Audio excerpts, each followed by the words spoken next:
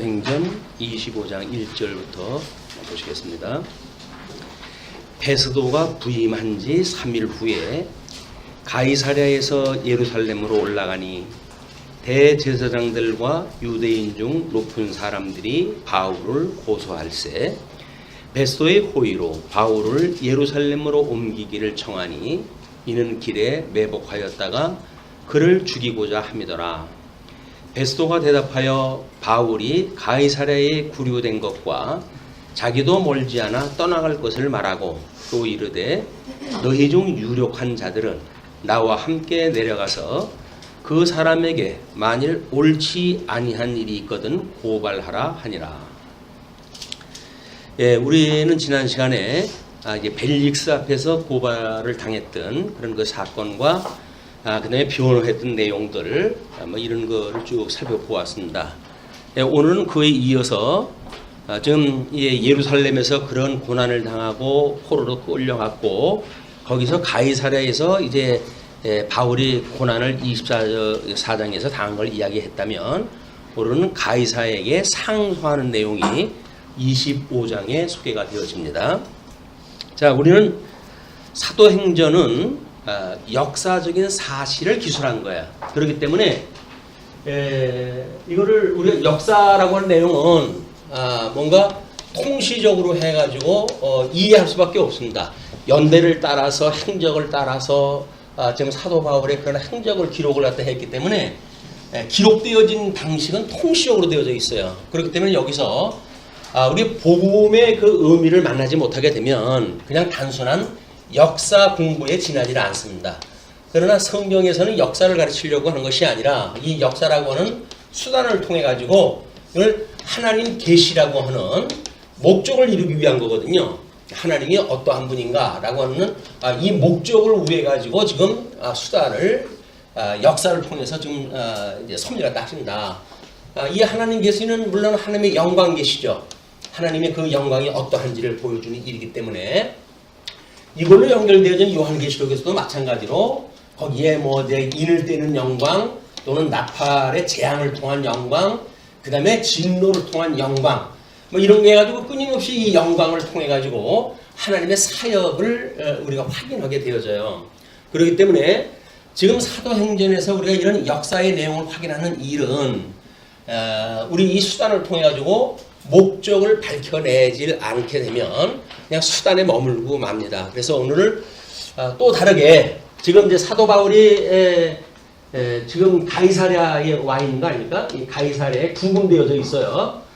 그런데 물론 예루살렘에서 가이사랴로 옮겼고 죽이려고 했던 그런 그 밀정의 이야기를 듣고는 그거를 천부장한테 이야기를 하고 그래서 가이사랴 해가지고 지금 하나님과 보호를 또 하시는 차원에서 옥에 가두어 놓은 상태예요. 그 구분되어져 있는 상태입니다. 그런 지 한 2년 정도가 지났어요. 벨릭스라고 하는 총독이 떠나가고 오늘 이제 보니까 베스도가 부임한 때예요. 그 때가 매우 지금 정치적으로 해가지고 엄청난 어떤 변혁기 막 이런 것에 지금 포함되어져 있고 그리고 대제사장도 이제 바뀌었고 이런 정치적인 어떤 그런 틈새가 바뀌는 그런 것 가운데에 오늘은 가이사랴에서 어떻게 유대인들은 바울을 고발하고 바울은 또 어떻게 그 고발에 대하여 변정을 갖다 하고 변호를 갖다 해서 좀 위기가 모면되어지고 뿐만 아니라 우리 사도 바울이 2차 전도 여행 때 고린도에서 끊임없이 우리 로마에 보낸 편지를 보게 되면 내가 너희를 지나서 너희를 지나가지고 서바나 지금 이야기하는 스페인 반도입니다. 여기까지 내가 복음을 증거하기를 원한다. 이렇게 자기의 어떤 여정의 계획을 이야기한 바가 있어요. 그런데 지금 이 로마로 가는 그렇다고 한다면 아마 하나님께서 이렇게 섭리를 갖다 하실 거예요. 또 우리 예루살렘에서 이제 어떻게 그 위험을 면하느냐 이런 거 이야기가 나왔을 때 주님께서 바울에게 직접 내가 너를 예루살렘에서 그 복음을 증거했던 것처럼 로마에서도 복음을 증거하게 할 것이야. 그냥 너는 염려하지 말고 담대하라. 라고 위로를 갖다 해주셨어요. 그러니까 자기의 계획과 주님이 위로해 주셨던 그 말씀에 의할 것 같으면 사도 바울은 로마로 가는 것이 당연하게끔 되어져 있는 겁니다. 우리는 여기서 지금 아직 25장을 확인을 다 안 했으니까 결론이 어떻게 될는지 모르죠. 그러나 로마로 갈 수 있는 결론이 나지 않을까 이런 짐작을 다 할 수가 있는 거야. 이것이 특별 계시를 통해 가지고 우리가 이런 그 역사 해석을 다 하는 겁니다. 이런 사도행전에 나타난 역사는 그냥 그때 당시의 역사예요. 이 역사를 하는 수단으로 해가지고 하나님의 영광을 계시하셨던 일이기 때문에 성경 66권이 끝난 지금 21세기에도 우리는 하나님의 그런 역사 섭리 원리에 따라 가지고 역사를 해석을 하는 거예요. 그걸 우리가 믿음으로 산다 이렇게 이야기를 하는 겁니다. 어떤 근본주의자들처럼 지금도 뭐 저 구약에 이야기했던 것이 오늘날 이루어지고 있다든지 이렇게 믿는 건 믿음으로 사는 것이 아니에요. 왜냐하면 우리 얼마 전에 뭐 우리 트럼프 대통령이 대사관을 예루살렘으로 옮겨가지고 난리가 나고 그러지 않았어요? 그게 근본주의적인 해석에 의한 성경관에 의해 가지고 그들이 믿고 있는 세계거든요. 아직도 구약 성경이 뭔가 이루어지고 있다고 보는 거예요. 근데 우리는 이미 예수님이 오셔가지고 이 예수님은 이제 모든 그 율법과 여기서 모든 율법과 선지 이걸로 해가지고 선지의 대표 우리 주님이 오신 거예요. 율법과 선지로 이 모든 구약성의 율법과 선지는 나에 대하여 증거한 것이다. 구약성경이 전부 예수 그리스도에 대해서 증거한 거란 말이에요. 그냥 구약성경은 예수 그리스도로 모든 게 끝이 나야 돼요. 해석상. 그래서 우리 예수님 초림으로 인해 가지고 이제 모든 구약성경은 끝이 나고 또 예수님이 재림을 갖다 약속을 했으니까 이 예수님의 재림을 통해 가지고 이 재림을 통해 가지고는 모든 신약 성경의 마무리가 여기서 끝나야 되는 겁니다.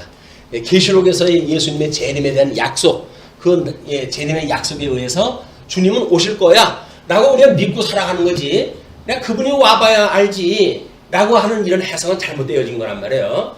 이런 걸로 봐도 우리가 알 수가 있죠.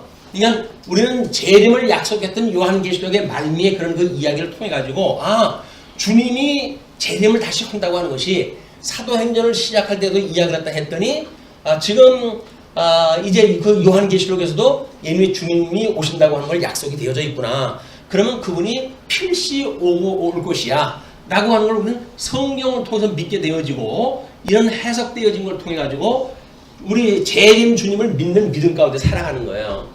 이게 믿어지지 않으면 예수님의 재림은 있는 것이 아니라 정신적인 거라든지 뭐 이런 걸로 이걸 치부라도 해가지고 예수님의 실질적인 재림을 부정하는 자유주의 신학에 빠져버리고 말게 돼요.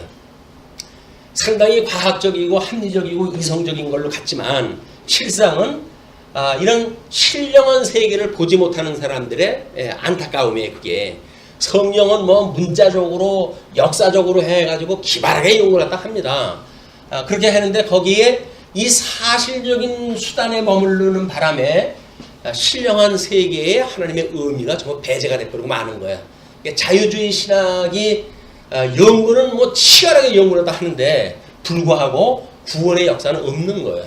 그래가지고 뭐 국가에 대하여 자기네 사회 개혁을 이야기를 하고 이렇게 해가지고 사회 구원을 또 한다고 하는 명분 아래 정부와 충돌을 일으키고 이렇게 하는 것은 믿음으로 사는 게 아니에요. 왜냐면 로마서에서 뭐라고 그러냐면 위의 권세 받은 자들에게 순종하라고 그러거든요.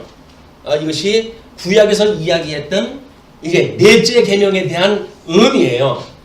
우리들의 어떤 그런 뭐 이런 지금 왕이라고 한다면 이 왕과 국민에 대한 관계라든가 남편과 아내의 관계라든가 주인과 종의 관계라든가 이게 전부 수직관계로 되어져 있는 거 아닙니까? 이런 수직관계에 되어져 있는 모든 것들이 넷째 계명에서는 내 부모를 공경하라 라고 하는 걸로 압축되어져 있는 거예요. 그 압축되어져 있는 의미를 보게 되면 내 위의 권세들에게 순복하라 그런 그 이야기가 되어지고 남편에게 순종하라 라고 하는 그런 그 이야기가 되어지고 주인에게 순종하라라고 하는 그런 원리가 나오게 되어지는 거예요. 이런 원리가 얻게 되어지게 되면 뭐 여기 이제 이 예수를 믿고 이제 구원을 받았다고 하는 사람들이 지금 뭐라 그러면 전부 각자가 나는 내 세계의 왕입니다 이렇게 이야기를 해요. 누가? 내가. 개인적으로 해가지고 모든 사람들이 자기가 왕이라는 거예요. 그 이야기는 뭡니까? 천상천하 유아독존이에요. 하나님도 없고 아무것도 없는 거예요. 그냥 내가 왕이에요. 내가 하고 싶은 대로 하고 살겠다는 거예요. 이것이 현대인들의 이 고민이에요. 이 괴로움이고. 그러나 이제 사도 바울이 지금 우리 그 주보 위에다가 이런 말씀을 제가 긴 걸 달아드렸어요.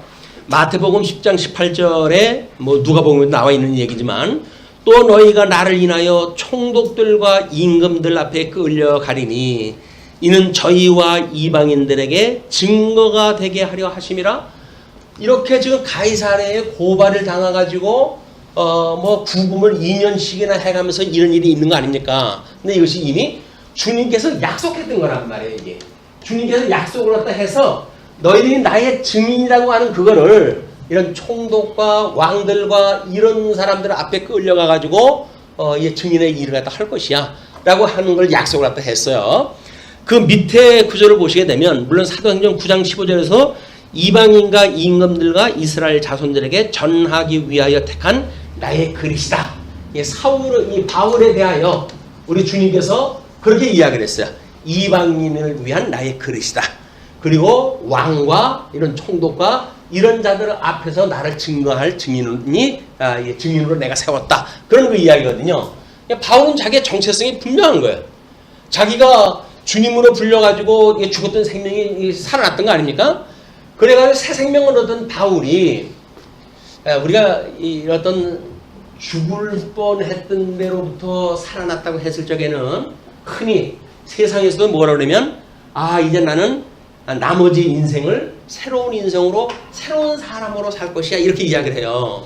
그래서 과거에 집착하던 거 다 필요가 없고 그것 때문에 내가 죽을 사경에 헤매는데 거기서 구사일생 살아났기 때문에 이제는 과거에 그런 삶을 살지 않냐고 새로운 삶을 살 것이야 라고 해가지고 물론 여행을 계획 세우는 사람도 있고 그리고 삶의 어떤 그런 방식을 바꾸는 사람들도 있고 이렇게 되어지잖아요. 근데 우리는 사실은 예수 그리스도로부터 우리는 이 아담으로 인해 가지고 우리 죽었던 사람들인데 이 복음을 듣고 예수 그리스도로 말미암아 우리는 새 생명을 누리게 되어진 거 아닙니까? 이건 우리가 중생이 되었다고 이렇게 이야기를 해요. 자, 그러면 중생인으로서의 정체성을 가지고 있는 바울이 이 구금 2년 동안 과연 뭘 하고 살았을까? 성경에 나와 있지는 않아요. 혹자는 옥중서신을 이때 기록하지 않느냐 이렇게 제시하는 사람들도 있지만 어떤 그 기록 내용으로 보게 되면 로마의 그 감옥에 갇혔을 때 썼다고 하는 사람들의 이야기가 대세를 이루기도 합니다. 그러면 이 구금 2년 동안 물론 많은 사람들하고 교류가 있게끔 되어졌죠. 가이사랴를 통해서 예루살렘 갈 때도 온 가이사랴에 믿는 사람들이 어린아이 할 것 없이 이 사도 바울을 이제 배웅을 갖다 하러 왔었잖아요. 울며 기도하며 헤어졌던 그런 곳인데 그때 가이사랴와 그 사람들, 이 가이사랴에 있던 성도들과 바울이 얼마나 신앙적인 교제가 이루어졌을까 우리는 진단을 또 하게 되어져요. 이런 어떤 사회적인 면으로 해서 공교회적인 면으로 해가지고는 성령을 믿사오며 공교회와 성도의 교제를 우리가 믿는다고 고백을 하잖아요. 그런데 개인적인 이 2년 동안의 생활은 과연 어떻게 살았을까라고 하는 것이 끊임없이 기도를 하지 않았을까 이런 생각이 들어요. 왜냐면 데살로니가를 통해서도 사도 바울은 쉬지 말고 기도라고 그 교훈을 한 걸로 보아서는 끊임없는 기도 생활 때 했을 터인데 과연 그 기도의 내용이 무엇이었을까? 그걸 우리는 이렇게 보게 되어집니다. 이제 아담의 언약을 아브라함을 불러가지고 약속을 다 했던 그런 그 부분을 잘라내고 가나안 땅에 들어와가지고 이스라엘 백성들이 광복을 했잖아요. 그러나 창건되어진 하나님 나라가 궁극이 되어지고 그리고 바벨론의 유수가 되어지고 그리고 회복되어진 것이 우리 사무엘 룻기로부터 에스더 느헤미야까지 이것이 회복되어진 관계를 기록한 내용이라고 했어요. 자, 그러면 지금 이 기도라고 하는 이야기는 끊임없이 이 회복을 기도를 할 거예요. 사도 바울은 이미 구약 성경이 예수님에 대하여 기록한 것이라고 믿기 때문에 이건 예수 그리스도의 강판, 그리고 예수 그리스도의 고난, 예수 그리스도의 죽으심, 예수 그리스도의 부활, 이걸로 성취되어졌다고 사도 바울은 믿는 사람이에요. 그걸 믿는 사람이라고 한다면 지금도 여전히 주님의 몸된 교회가 창건되어졌잖아요. 교회가 창건되어졌고 이제 엄청난 확장을 갖다 해가는 가운데 있지만 지금 고난 중에 있단 말이에요. 이 고난을 받고 있는 교회를 주님께서 음부의 권세가 무너지지 못하는 교회를 내가 세울 것이야 라고 약속을 했기 때문에 이 환난으로부터 구원을 한다고 하는 사실이 구약 성경의 역사서의 내용이고 복음서에서의 약속의 내용이고 이것이 서신서의 전체적인 맥락이에요. 그래서 사도 바울은 지금 끊임없이 기도를 할 거란 말이에요. 뭐를? 저 구원에 대한 이야기를. 개인적인 구원은 자기가 확신을 갖다 하고 있죠. 그러니까 주님의 몸된 교회가 지금 이렇게 환난 중에 있는데 자기가 복음을 증거하는 일에 이것이 확장하게 되어지고 좋은 길을 주사 확장되어지고 뿐만 아니라 환난 당하는 그 교회가 하나님의 놀라운 위로가 있을 것을 구할 거란 말이에요. 그래서 얼마 전에 제가 카페에 기도에 대한 거를 올려놓은 적이 있었어요. 기도하는 그 시간 가장 즐겁다라고 하는 이야기였어요. 기도가 즐거운 기도일까요? 우린 기도하면 뭐라 그래요? 울며 불며 입을 크게 벌리고 그렇게 하는 걸 기도라고 이야기를 하잖아요. 그러니까 어떤 즐거운 그런 추억이 없어요. 기도라고 한다면. 기도원에 가가지고 소나무 뿌리 붙들고 그렇게 해가지고 울며 불며 아우성 쳤던 건 기억이 나도 기도가 너무 좋아 라고 하는 걸 우리가 기억이 없어요. 그럼 왜 기도에 대한 이런 왜곡 현상이 일어났을까요? 우리는 뭐예요? 예수 그리스도로 말미암아 새 생명을 얻었다고 하는 최소한도의 주는 그리스도시고 살아계신 하나님의 아들입니다 라는 신앙 고백을 한 중생인의 기본적인 걸 잃어버리고 있는 거예요. 이게 우리가 기억이 난다면 뭐예요? 여지껏 우리가 살아왔던 모든 삶이 뭡니까? 우리를 중생케 하시기 위한 삶이 아니었어요? 죽어도 나를 살리시는 주님인데 나에 있는 모든 여건이 다 뭡니까? 구원을 위해 가지고 섭리하시던 역사들의 조건이고 그러니까 그거를 다 우리가 센다고 한다면 세상에 바닷물을 먹물로 삼아 쓴다고 할지라도 모자랄 수밖에 없죠. 왜 아니겠습니까? 그럼 죽었던 나를 살리셨어요. 이것만 가지고도 우리는 행복한 사람인 거예요. 아니 귀신 밥 될 사람들을 하나님께 살려가지고 이렇게 우리한테 새 생명을 주셨는데 그것만 가지고 우리가 얼마나 감사할 겁니까? 그래서 하이델베르크 116문에 이런 질문을 해놨어요. 그 사람들이. 왜 그리스도인들은 기도해야 합니까? 라고 이야기하면서 기도란 하나님께 드리는 우리의 가장 큰 감사입니다. 기도라고 하는 이야기는 우리가 하나님과 원수되어졌던 우리들이 이제 하나님의 빛을 바라보게 됐잖아요. 그러면 우리들이 지금 하나님 앞에 기도한다는 이야기는 뭐예요? 죽었던 우리가 살아났다고 하는 증거예요. 그럼 살아나가지고 하나님을 바라보는 우리들이 주님 저를 그때 죽었던 가운데 저를 살려줬으니까 백골난방입니다 이렇게 기도할 거 아니겠어요? 예? 주님의 이 은총이 정말 백골난방이 올시다 이렇게 이야기할 거 아닙니까? 뭐가 더 필요하다고요? 죽었던 사람을 살려놨더니 보따리 내놓으라고 그런다고요? 세상 사람들 할 일이죠. 예? 물에 빠진 사람 건져내면 보따리 내놓으라고 그런다면요. 죽었던 가운데 우리를 살렸은 주님, 내 이 사악했던 우리들의 모든 과거를 다 하나님께서 용서하시고 이제 새 생명을 주셨으니 하나님 감사합니다. 감사의 조건을 갖다가 노트로 쓴다고 한다면 천권을 써도 모자라요. 이게 우리들의 이 사악성을 갖다 보고 우리의 회개의 편지를 쓴다고 한다면 우리가 최고의 감사가 뭐예요? 오늘 집사님 기도할 때 감사 감사를 드리는 감사와 찬송을 드리는 예배가 되게 해달라고 기도를 하시는데 맞습니다. 우리가 감사가 없는 예배라고 한다면 그건 부도예요, 부도. 아니 지나긴 빚 갚아준 탕감에 대한 은혜도 모르는 사람이 무슨 그 사람하고 흥정을 해가면서 살아가겠어요. 이미 우리는 1만 달란트 탕감 받은 자로서 이제는 죽어도 여한이 없을 뿐만 아니라 오직 그냥 주만을 위해서 살아가는 것이 저의 인생입니다 라고는 자기의 정체성이 만들어진 바울의 믿음의 세계를 우리가 우리 걸로 동일하게 여기게 되는 거예요. 그걸 믿음이라고 이야기를 한단 말이에요. 믿음. 우리는 역사 속에서 이르는 사도 바울의 내용을 해석함으로 해가지고 바울이 2년 동안 비록 구금이 되어졌지만 앞으로 장차에 일어날 이런 그 일을 위해 가지고 끊임없이 기도를 했겠구나 라는 걸 생각이 들게 되면 우리는 사도 바울이 그동안 주를 믿는 사람들을 박해했던 사건 뭐 이런 걸 갖다가 전부 하나님 앞에 고백을 할 거 아닙니까? 그랬던 나를 이런 이 죄인 중에 괴수 같은 나를 주님께서 이렇게 살려주신 것이 너무나 감사합니다, 주님. 이제 기도의 패턴을 우리가 조금 달리할 이유가 있어요. 그래서 뭐라고 그랬어요, 과거에? 기도라고 하는 건 주님의 뜻을 갖다 구하는 거다 이렇게 이야기했죠. 이게 하나님의 뜻을 구하라고 그러니까 기도 잘하는 사람들이 이 말씀을 공부하게 되면 기도를 할 수가 없어요. 왜? 뜻을 알아야지. 성경 구절을 다 뭐 어떻게 외울 수도 없는 거고 주님의 뜻이 과연 뭐냐 이걸 모르는 거예요. 근데 우리는 뭡니까?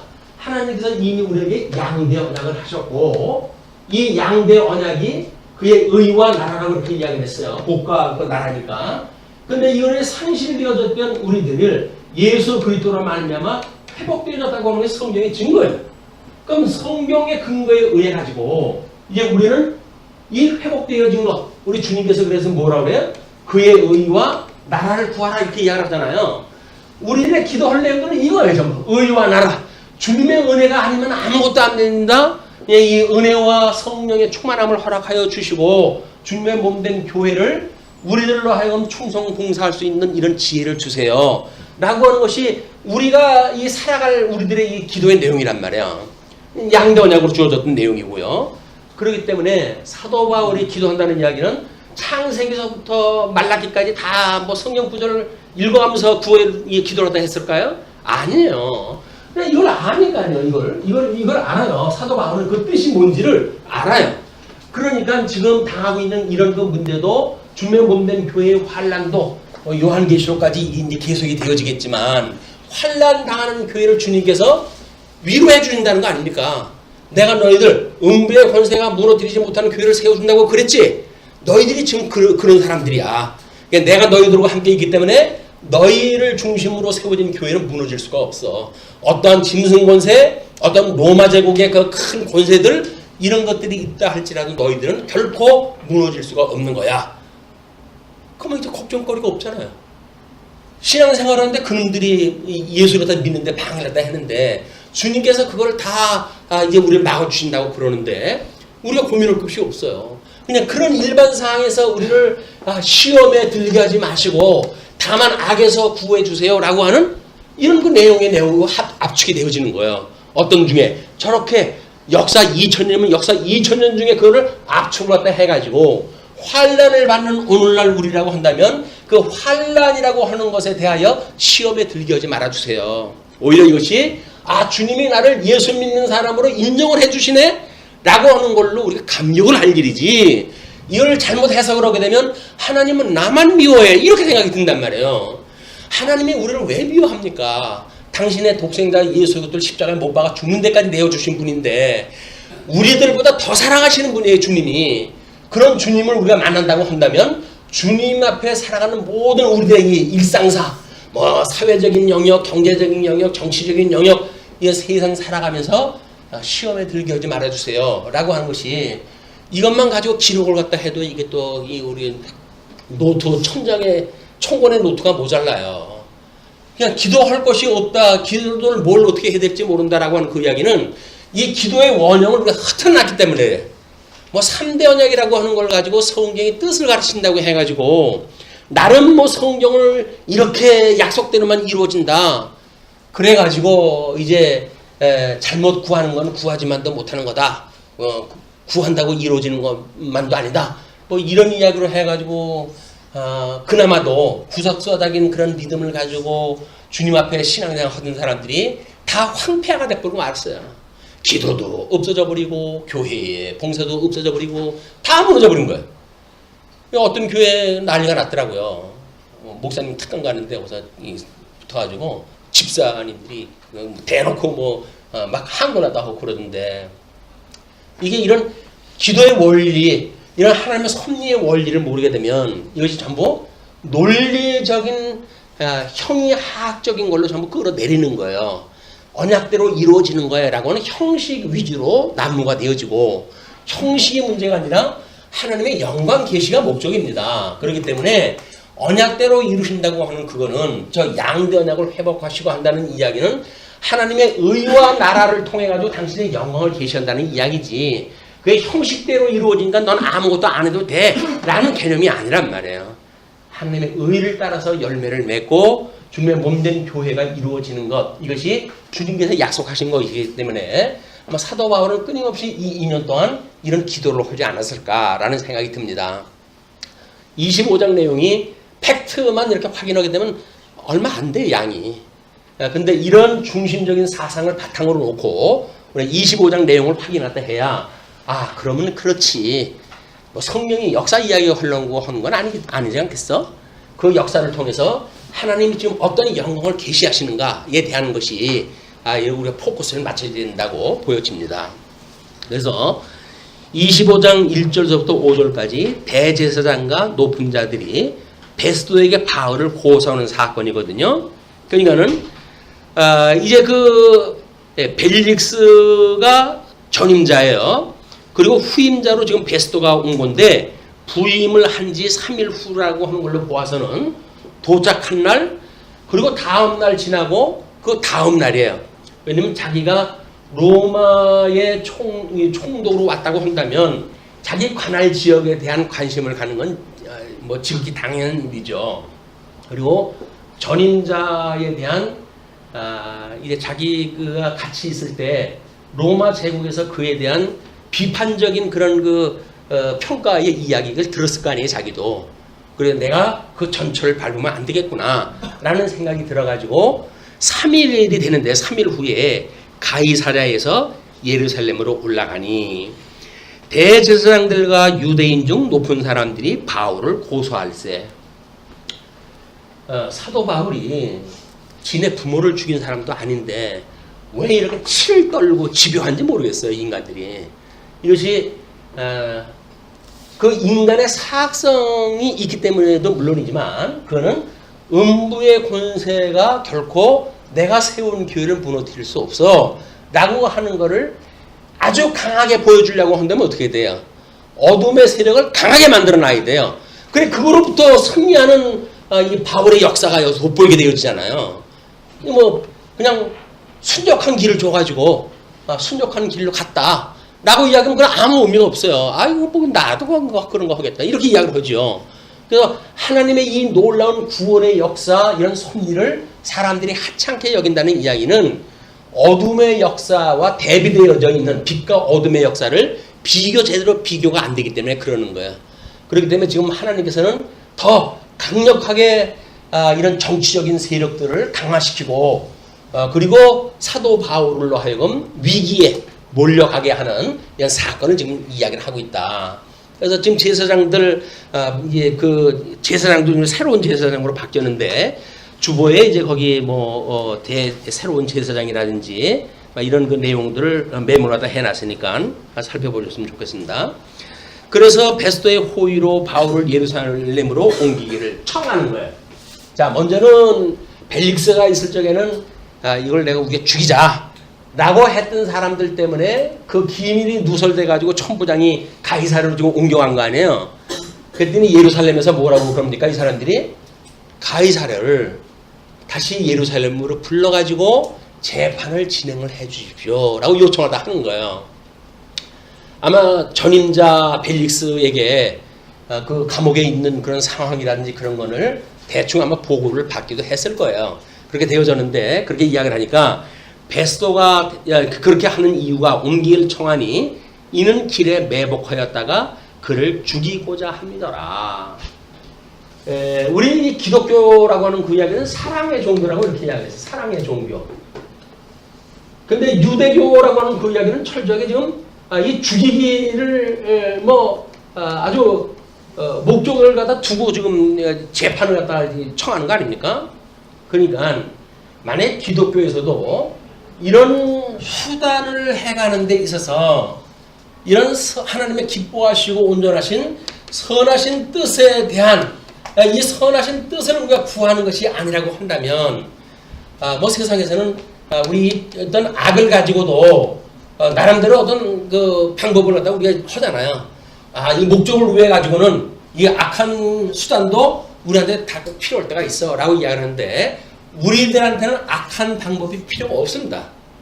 왜냐하면 하나님께서 오직 온전하시고 기뻐하시고 선하신 뜻을 분별하게 하셔서 영적 예배를 드리게 하시기 때문에 우리는 이런 수단의 어떤 이 목적이 옳다고 해가지고 수단이 다 정당화되어지는 게 아니에요.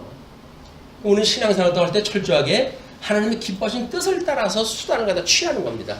그게 예수 믿는 사람의 특징이에요. 그러니까 원수를 위해서 기도하라고 그러죠. 이걸 모르게 되면 이제 우리는 선교를 위해서 또는 하나님 나라의 영광을 위하여 이래가지고 믿지 않는 사람을 쳐 죽이자 이런 이야기는 말이 맞지도 않는 거예요. 하나님 나라가 자기가 세운다면 모를까. 하나님이 세워가는 나라인데 지가 무슨 거기서 살인을 갖다 해가지고 하나님 나라가 이루어집니까? 아닌 거예요. 근데 성경을 잘못 이해하게 되면 하나님 뭐라냐 가나안 땅 하나님 들어가는데 7도석 싹 씨를 말리라고 그러지 않느냐 이렇게 이해하겠다 해가지고 그거를 기독교의 그 역사의 어떤 믿음의 세계하고 비교를 갖다 해가지고 지금도 하나님 나라의 확장을 위해 가지고는 거짓 수단을 써도 된다 이렇게 이야기를 하는 거예요. 그래서 우리가 이 기독교가 이단 종파냐 아니냐를 놓고 봤을 때 이 악한 수단을 정당화한다고 한다면 그건 이미 이단이에요. 신천지가 뭐라 그래요? 자기네들은 이 악한 걸 갖다 이용을 갖다 할 수가 있다는 거예요. 그래서 정상적인 교회에 들어와가지고 혼란 분란을 일으키고 가지고 교회를 통째로 집어먹고 하는 이런 나쁜 일들이 마치 하나님의 영광을 위해서 지네들이 한다고 그러니까 전부 이 사람들은 저주받을 사람들이다. 신천지에서 그렇게 악한 방법을 가지고 선한 일을 하겠다고 거짓말 부리는 사람들은 세상 끝날 다 심판받을 사람들이에요. 이런 원리를 한다고 한다면 언감생심 이런 데 우리 관심 갖지 못하죠. 우리는 나한테 손해가 올지라도 선한 방법을 취하는 것이 성도들의 삶이다. 그런데 이제 그 베스도가 그 내용을 아니까 대답하여 바울이 가이사랴에 구류된 것과 그 어디로 좀 도망가는 것도 아니고 우리가 기소할 때 그 내용이 조건이 몇 가지가 있다고 그러죠. 뭐예요 그게?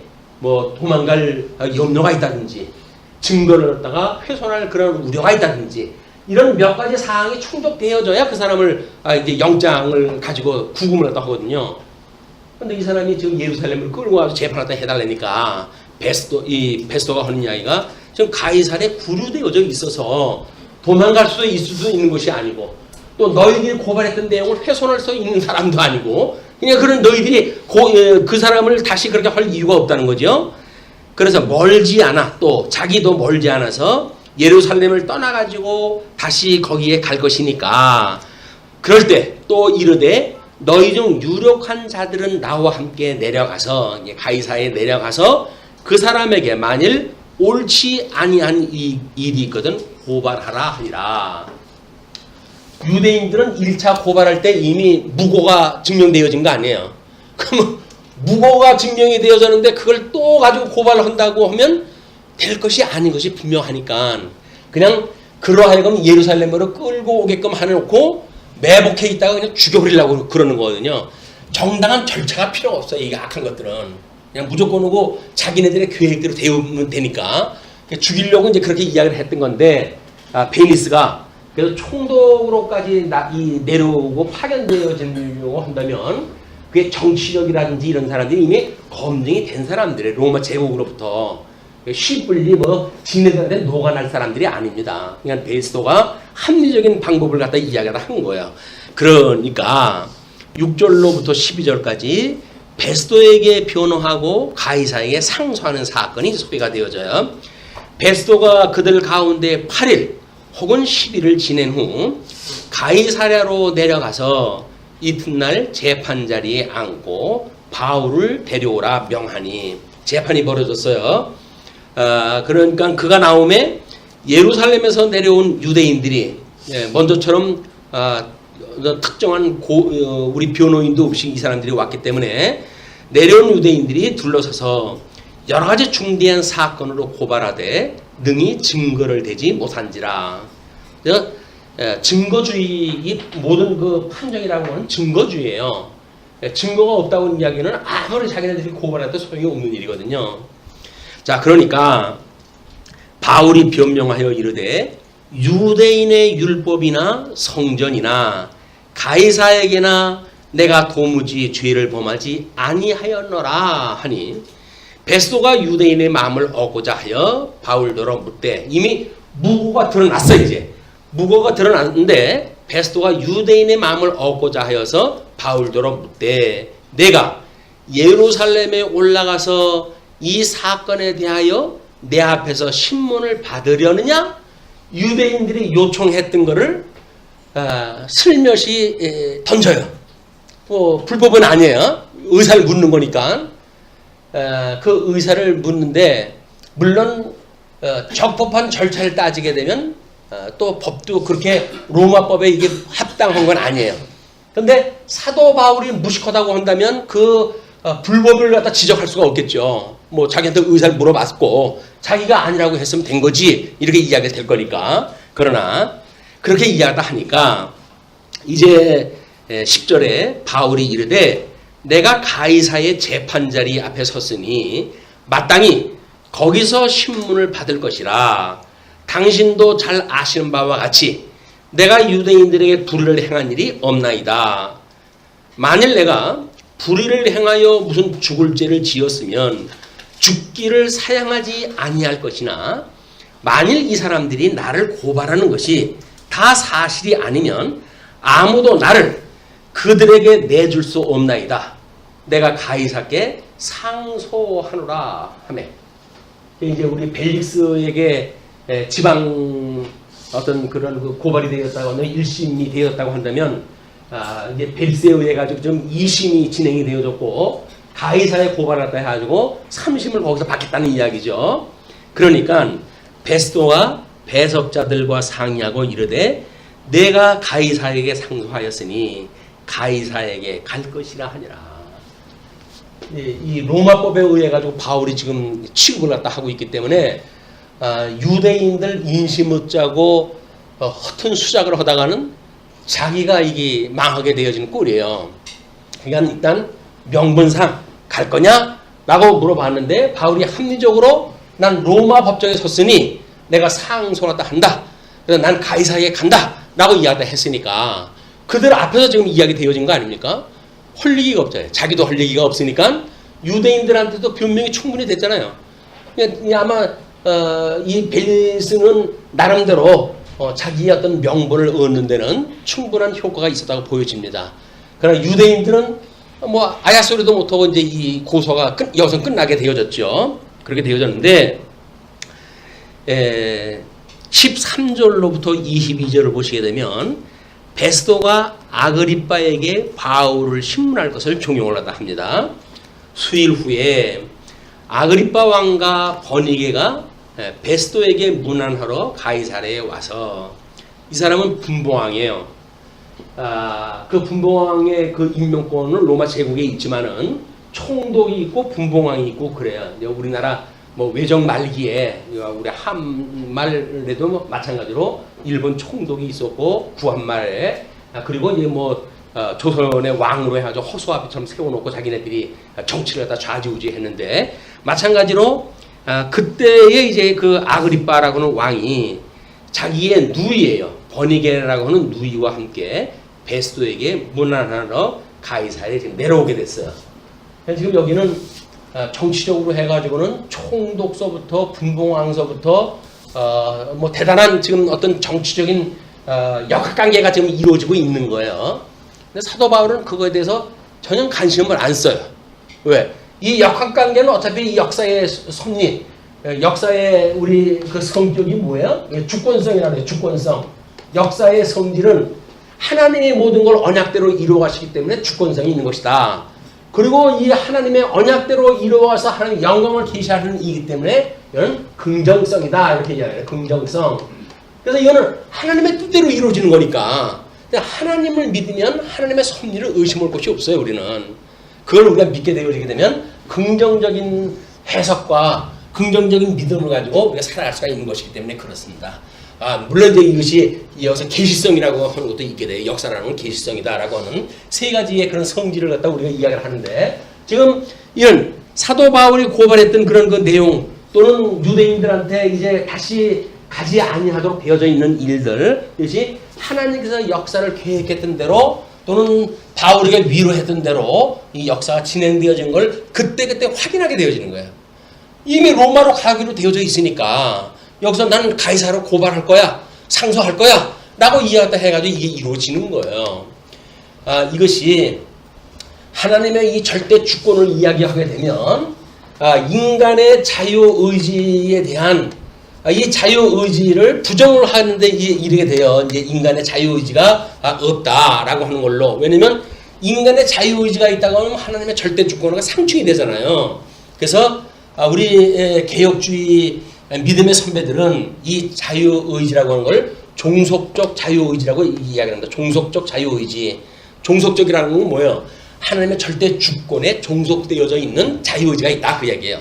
그 우리가 예수님을 여기서 믿고 봉사할 거냐 안 할 거냐 뭐 교회 나올 거냐 안 나올 거냐 내 자유의지를 가지고 결정을 하는 거예요. 근데 이걸 거슬러 올라가게 되면 주님의 뜻에 의해서 이게 되어지는 거니까 우리가 옷깃을 여밀 수밖에 없는 거예요. 주님이 나 왜 오늘 이 신앙생활을 하는데 못하도록 방해를 갖다가 이런 조건을 주실까? 이럴 때 우리가 시험에 들게 하지 마시옵고 우리 기도를 하지 않으면 시험에 들게 되어지는 거예요. 시험에 드는 게 뭐예요? 사단이 끄는 대로 끌려간단 말이에요. 그래서 우리가 시험에 들게 하지 마시고 우리 악에서 구해주세요 라고 할 때 우리는 이 종속적인 자유의지가 육체의 소욕으로부터 성령의 소욕으로 바뀌어지고 성령의 소욕을 따라가지고 선한 열매를 맺도록 되어진다. 자유의지가 있냐 없냐라고 하는 어떤 세상 학문적 방법으로 이게 되어지는 게 아니에요. 이게 자유의지가 우리의 종속적인 의지이기 때문에 이게 뭘로 되어야 된다고요? 이 은혜와 성령의 감동으로 되어지는 거예요. 예수님이 오시고 우리 보혜사 성령을 약속을 했고 주님의 몸된 교회를 약속을 했기 때문에 이 장차 이루어지는 모든 의와 나라가 성취되어져 가는 일은 하나님의 은혜가 아니면 안 돼요. 성령의 감동이 없으면 안 되는 거예요. 우리 아까 이제 기도에 대한 내용 하이델베르크에서 이 기도의 내용 첫 번째가 기도는 하나님께 드리는 우리의 가장 큰 감사이기 때문입니다 라고 이야기를 했잖아요. 그리고 거기에 이렇게 계속됩니다. 또한 하나님께서는 은혜와 성령을 계속해서 간절히 구하며 응답해 주심을 믿고 감사하는 자들의 기도를 들어주시기 때문입니다.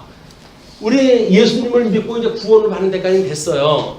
그러나 그 이후에 성화의 삶이라고 하는 이야기는 종속적 자유의지를 가지고 하나님의 은혜와 성령으로 인해 가지고 성령의 열매를 맺고 은혜의 열매를 맺는 영적 제사를 드리는 영적 예배를 드릴 수 있는 이런 성도의 삶을 하나님께 살아가시게 하신다는 걸 믿기 때문에 우리는 끊임없이 이걸 주신다고 믿고 우리가 기도를 하다 한다는 얘기예요. 어떻게 그의 의와 나라를 이루실 것인가 라고 하는 걸 믿고 우리가 기도를 하다 하게 되어지는 거다. 그러면 지금 내가 있기 전 과거 모든 것들이 지금까지 나한테 인도하신 길은 뭐예요? 내가 있는 지금 우리가 이 개인적인 신앙생활을 할 때 여기까지의 우리 삶은 뭐예요? 내가 나 되게 하시기 위한 하나님의 은혜의 섭리겠죠. 이게 그래요. 앞으로는 또 뭘까요? 앞으로는 여전히 나의 앞길을 준비하시는 하나님께서 우리를 섭리해 가실 길이란 말이에요. 이게. 그러니까 지금까지 지내온 것 하나님의 은혜라 우리가 찬송을 부르는 거예요.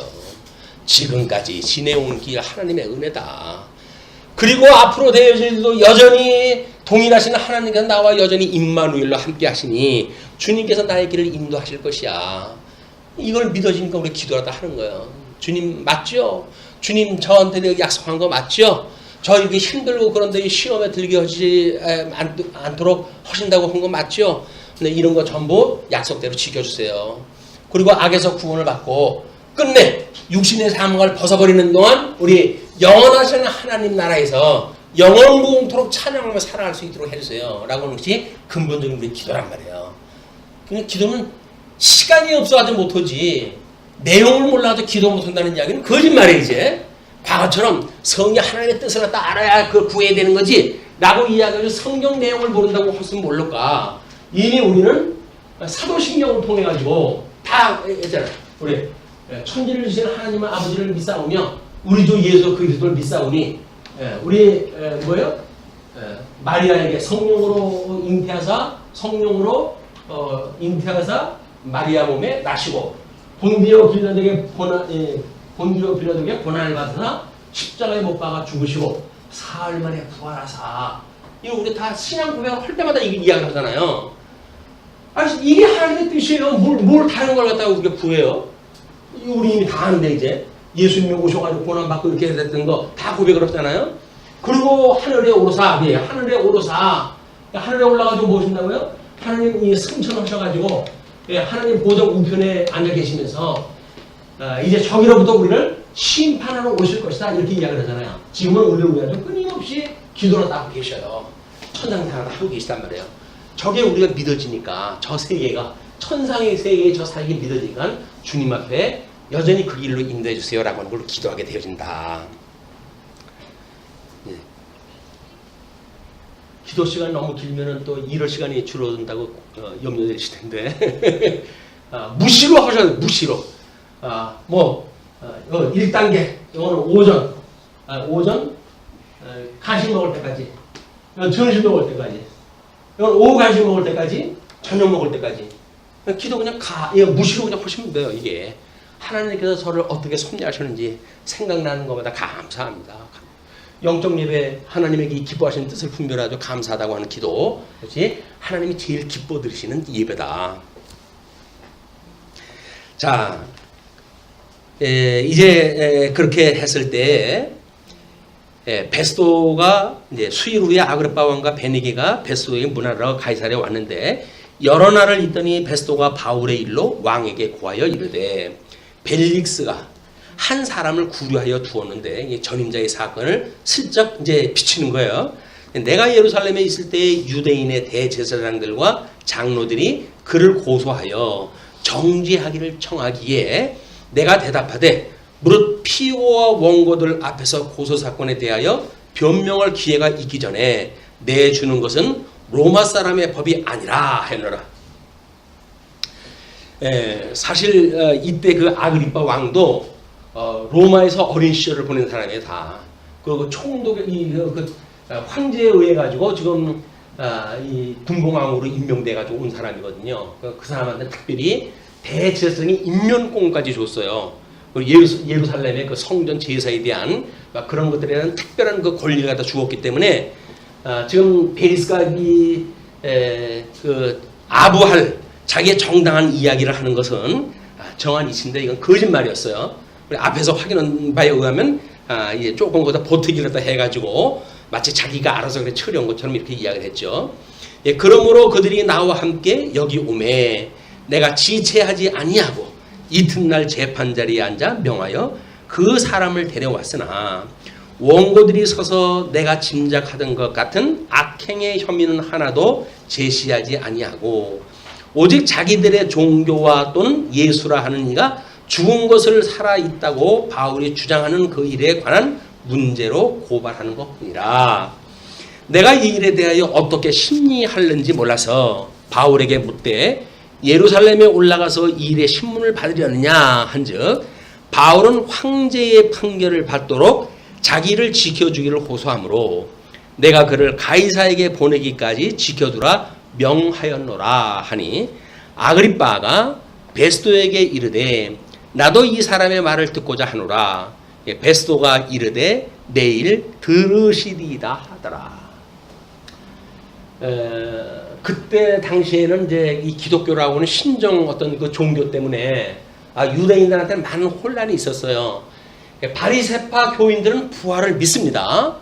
그런데 문제는 사도 바울이 증거하는 부활은 지금 어느 때 생겼다는 거예요. 유대인들이 잡아 죽인 예수 그리스도가 부활했다는 거 아니겠어요? 그러니까 좀 펄쩍 뛰는 거예요. 부활 자체를 믿지 않는 것이 아니라 자기네들이 죽였던 그 예수가 부활되어졌다고 하는 사실을 지금 이제 그 고발했다 하니까 유대인들은 지금 그 고발하는 증인들을 죽이려고 지금 그렇게 애를 쓰는 거다. 자, 그렇게 해놓고 23절로부터 27절 총독 베스도가 아그리빠에게 바울의 죄증을 요청을 했다 합니다. 왜냐면 이제 이 이스라엘에 대해서 잘 알고 뿐만 아니라 헤롯의 증손자예요.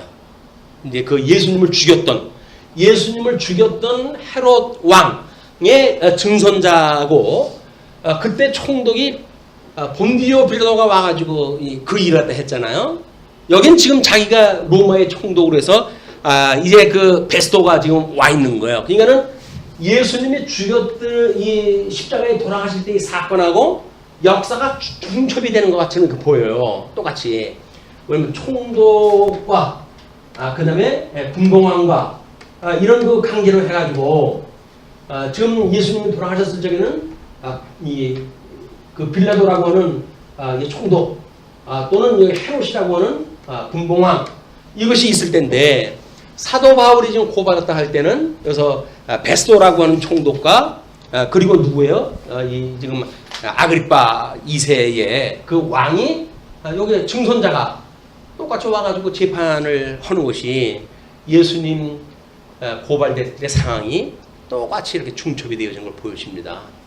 아마 사도 바울은 이런 거를 봤을 때 전율하지 않았을까 짐작을 해봐요. 왜 그럴까요? 이것이 주님께 이 해했던 자들이 지금도 여전히 똑같이 살아있어가지고 나를 의미하는 걸로 지금 그대로 지금 이뤄가고 있잖아요. 그러니까 이것이 나에게 어떻게 이런 일들이, 나에게 바로 예수님이 돌아가셨던 것을 직접 체험할 수 있는 이런 역사를 섭리해 가실까 라고 하는 것이 전율할 수 있을 만한 사건이었다, 이게. 우리도 주를 위해서 살다가 주를 위해서 어떻게 고난을 받는다고 한다면 가끔가다 뭐 그런 그 때가 있잖아요. 내가 이것이 주를 위한 고난이로구나 라는 걸 생각을 할 때 힘이 샘솟고 위로가 되어지고, 그래서 새로운 또 우리가 도약을 갖다 해가고, 이런 그 신앙생활과 양상이 똑같은 원리입니다. 우리 이런 그 믿음의 역사의 그 내용을 우리가 해석하는 그런 그 일들은 그런 차원에서 매우 중요하다. 통시적인 역사에서 역사 손을 어떻게 하나 엮었는지 깨닫는 일은 매우 중요하고, 저것이 크게는 이스라엘 백성들의 그 가나안 땅에 네 가지 분류로 되어진 것, 그것이 예수님이 오셔가지고 또 이제 우리 사도 신경에 고백하는 것처럼 우리 강탄하시고 그걸 고난을 받으시고 십자가에 못 박아 죽으시고 부활하셨다고 하는 예수 그리스도의 모든 행적을 압축하는 내용들이란 말이에요. 그런 그 내용을 압축을 했다 하는 일이 하나님의 뜻을 우리가 이렇게 하나의 뭉태로 묶어내는 일들인 거예요. 성경, 수많은 성경을 전부 뿔뿔이 흩어져가지고 뭐 그 성경 구조를 알아야 되는 것처럼 생각하는 그런 게 아닙니다. 하나님의 그 역사를 섭리하시는 그 원리를 알게 되어지게 되면 그 다음에 성경 공부해가지고 뭐 거기에 해당되어지는 성경 구조를 발견하는 일이야 더욱 분명하게 확증하는 데 도움은 되겠죠. 제일 처음부터 그게 필요한 것이 아니다. 우리 예수 그리스도로 말미암아 구원받았다고 하는 구원의 감격, 그것이 우리들의 감사의 조건이 되어야 되고, 1만 달란트 탕감받은 자로서 당연히 감사의 여건이 전부 되어야 될 일들입니다. 우리가 모든 죄를 용서해 주셨다고 그러는데 죄값 하나 묻는데도 얼마입니까? 요즘 교통 따지 하나 띄면 5만 원, 7만 원 내고 그러잖아요. 그런 것까지 싸그리 주님이 다 용서를 해준 거예요. 면죄를 갖다 해주셨다. 그런 그 주님이 우리한테 베푸시는 은혜가 얼마나 큽니까? 큰 은혜를 생각하는 일만 하더라도 부족함이 없다. 그래서 우리가 지족의 삶을 사는 것이 주님이 우리를 인도하셨던 그런 섭리, 지금까지 우리를 섭리했던 그 길이 내가 나되게 하시기 위한 섭리였다고 믿어질 때 우리는 여기에 족함을 갖다 알게 되어지는 거야. 후회가 없어요. 후회가. 그때 내가 게을러가지고 그랬고 이런 것도 필요가 없어요. 왜? 주님께서 나한테 그런 성경을 주셨음에도 불구하고 여전히 주님께서 나를 여기까지 인도하셨으니 임마누엘 대신 주님이 여기까지 나를 인도하셨다라고 하는 믿음, 지금도 여전히 나와 함께 하실 뿐만 아니라 장차 오시는 그날까지 나와 함께 하시라고 하는 믿음을 굳게 갖는 이런 믿음의 기회가 됐으면 좋겠습니다. 자, 23절로부터 27절 총독 베레스가 아그리빠에게 베울의 최종 죄증을 요청했다 하는 일이에요. 워낙 유대인의 그 가족의 사람들이고 분봉왕이고 하기 때문에 그 내용을 잘 안다고 생각이 드니까 이튿날 아그리빠와 버니게가 크게 위험을 갖추고 와서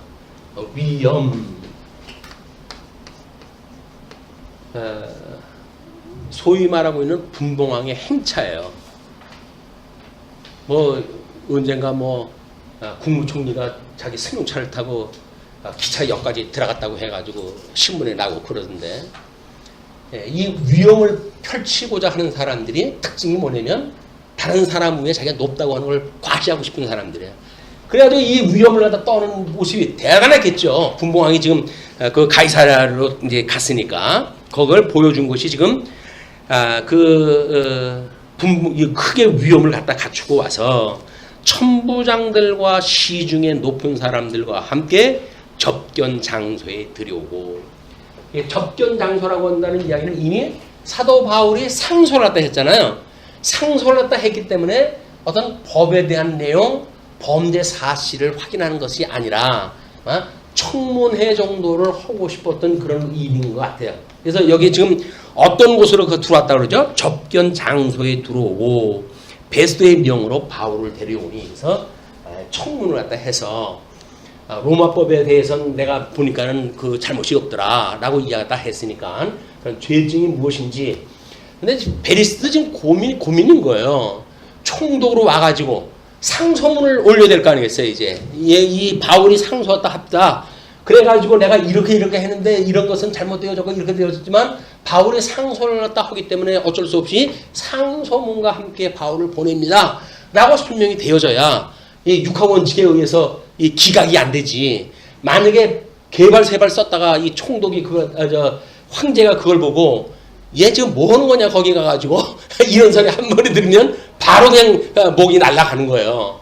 그렇기 때문에 지금 죄증을 요청하다 하는 일은 상소문을 작성하기 위한, 또 그때 당시에 분봉왕에 대한 어떤 대접을 했다 하는, 그렇게 해가지고 자기한테 뭐 이렇게 그 위용을 갖다가 할 수 있는 기회를 주고 또 청문을 갖다 해가지고 자기한테 자문을 갖다 할 수 있는 기회를 준다는 이야기는 이 양자 간에 상당히 서로들 도움이 되는 일이거든요. 그 일을 다 하는 거다. 근데 베스도가 말하되 아그리빠 왕과 여기 같이 있는 여러분이여, 당신들이 보는 이 사람은 유대의 모든 무리가 크게 외치되 살려두지 못할 사람이라고 하여 예루살렘에서와 여기서도 내게 청원하였으나, 천부장도 아닌 거라고 생각이 들어가지고 이미 호송이 됐죠. 호송을 갖다 했죠. 그리고 1심에서 이미 무고가 드러났죠. 그 다음에 다시 재심에서 무고가 드러났기 때문에 그렇게 외쳐가지고 살려주지 못할 사람이라고 해가지고 예루살렘에서와 여기서도 내게 청원하였으나 내가 살피건대 죽일 죄를 범한 일이 없더이다. 보는 게 없다는 거야. 마찬가지로 본디오 빌라도도 예수님을 무죄라고 그랬잖아요. 내가 보니까 죽일 죄가 없구만. 이해했다 했더니 그 군중들이 뭐라 그래요? 못 박아서 해가지고 막 군중들이 들고 나니까 할 수 없이, 그런데 한 사람 놔줄 것이 있는데 빌라도라고 하는 사람이 또 하나 있는데 그럼 내가 그 사람을 예수를 갖다 놔주고 그렇게 할까 그랬더니 아니다. 우리한테는 강도를 갖다 놔달라고 그래. 강도. 예수님을 죽이는 것이 강도를 갖다 놔주는 것보다 낫다고 생각하는 사람들이니까 그런 일들이 있었던 거죠. 그래서 그렇게 청원하였으나 내가 살피건대 죽일 죄를 범한 일이 없더이다. 그러나 그가 황제에게 상소한 고로 보내기로 결정하였나이다. 우리가 교회가 되어졌던 일반 이런 법정이든지 간에 고발 사건이 있다고 한다면 굽힐 필요 없어요. 자기의 정당함을 떳떳하게 이해하겠다 해야 돼요. 뭐 거의 양심 봐준다고 해가지고 뭐 고발자들 뭐 명 봐준다고 해가지고 쉬운 소리 해봤댔자 오히려 그 사람들한테 이용만 당합니다. 예. 그 뭐 제가 고발당할 적에도 고발하라고 전부 해가지고 고발장 전부 써가지고 보냈어요. 그런데 흐지부지 지네들이 흩어져 버리고 마니까 그냥 중간에 소가 없어져 버리고 말았어요. 지네들 자체에서는 나를 제명을 시켜가지고 이렇게 처리가 되어졌지만 상소를 갖다 했기 때문에 그건 맞지 않습니다. 그러나 자기네들이 뭐 총기가 다 없어져 버렸는데 그냥 굳이 거기서 아쉬운 소리 할 거 없어요. 그냥 법에 의해서 진행이 되어지게 되면 옳다고 생각하는 걸 할 수밖에 없다. 그런데 그에 대하여 황제께 확실한 사실을 알릴 것이 없으므로 심문한 후 상소할 자료가 있을까 하여 당신들 앞, 특히 아그리빠 왕 당신 앞에 그를 세웠나이다. 그 죄목도 밝히지 아니하고 죄수를 보내는 것이 무리한 일인 줄 아나이다 하였더라. 황제한테 상소하기가 민망합니다. 이제 그런 그 이야기예요. 그 내용을 26장에서 자세히 또 이제 변증의 이야기로 소개가 되어집니다. 왕 앞에서 이제 그 고발하는 내용으로 해서 다음 시간에 계속하는 걸로 하고 말씀드리죠. 기도하시겠습니다.